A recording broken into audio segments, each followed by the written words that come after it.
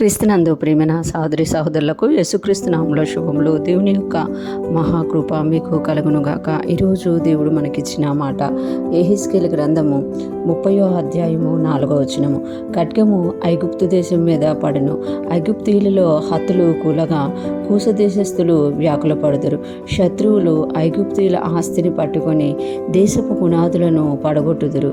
ఈ మాటలు మనము యెహెజ్కేలు గ్రంథంలో చూస్తున్నాము. యెహెజ్కేలు ప్రవక్త ద్వారా దేవుడు ప్రవచనం ఎత్తి అన్యజనులకు శిక్ష రాబోతుంది అని ప్రకటించమని తెలియచేసినట్లుగా మనం ఇక్కడ చూడగలము. ఎందుకు అన్యజనుల మీద శిక్ష, అన్యజనుల మీద దుర్దినము వస్తుంది అని అంటే, ఎందుకు అని అంటే వాళ్ళు దేవుని ప్రజలకు, దేవుని పిల్లలైన వారిని దేవుడు వారి చేతికి అప్పగించినప్పుడు వారి కనికరించాల్సింది పోయి కఠినమైన బాధలు కలగచేసినట్లుగా మనము చూడగలం. అందుకే దేవుడు ఎప్పుడైతే తన పిల్లల విషయమే తను ఖడ్గము లేపినప్పుడు ఖడ్గం అంట ఐగుప్తు దేశం మీద పడను. ఎక్కడ పడుతుందంట ఖడ్గము?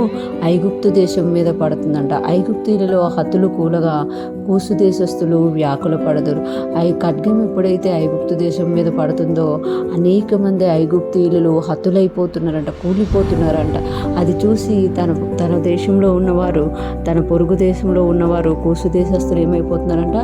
వ్యాకుల పడుతున్నారట. అంటే వ్యాకులం చెందుతున్నారనమాట, బాధపడుతున్నారన్నమాట. ఎప్పుడైనా చూడండి, ఒక దేశం బంధత్వంలో ఉన్నప్పుడు, రిలేషన్లో ఉన్నప్పుడు ఆ దేశాల మధ్య ఒక మంచి దౌత్యపరమైన వ్యాపార లావాదేవీలు ఉన్నప్పుడు ఒక దేశానికి నష్టం కలుగుతుంటే ఇంకొక దేశం కూడా బాధపడుతూ ఉంటుంది అన్నమాట. అలాగా ఎప్పుడైతే ఐగుప్తు మీదకి ఖడ్గం వచ్చి ఐగుప్తు కూలిపోతుందో ఆ యొక్క పక్క దేశమైన కూసు దేశస్తులు కూడా వ్యాకుల పడుతున్నారు. శత్రువులు ఐగుప్తీయుల ఆస్తిని పట్టుకొని దేశపు పునాదులను పడగొట్టుదురు. శత్రువులు ఐగుప్తు యొక్క ఆస్తిని పట్టుకుంటున్నారట.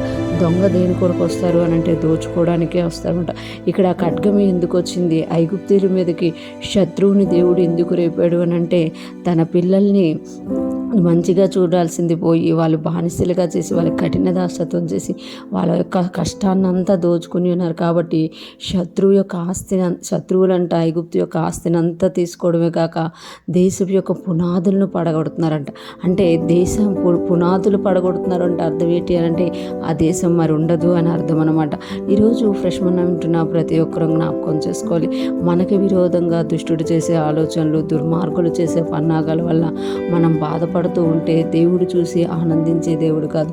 ఒక దినమున దేవుడు మన శత్రువుల మీద పగ తీర్చుకున్నప్పుడు ఈరోజు ఐగుప్తుడికి ఎలాగైతే జరుగుతుందో అలాగే జరుగుతుంది అనమాట.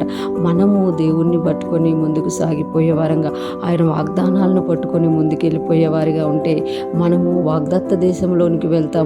కానీ మనల్ని ఎవరైతే హింసిస్తున్నారో, మనకి విరోధంగా ఎవరైతే లేస్తున్నారో వారు ఖడ్గం పాలవుతారు, వారి దేశం యొక్క పునాదులే పాడైపోతాయి అని ఈరోజు దేవుడు తెలియజేస్తున్నారు. ఈరోజు ఫ్రెష్ మనం వింటున్న ప్రతి ఒక్కరూ కూడా దేవుని బట్టి, దేవుడు మనకిచ్చిన వాగ్దానాలను బట్టి ధైర్యం తెచ్చుకొని వాటిని చూస్తూ ముందుకు వెళ్ళిపోదుముగాక.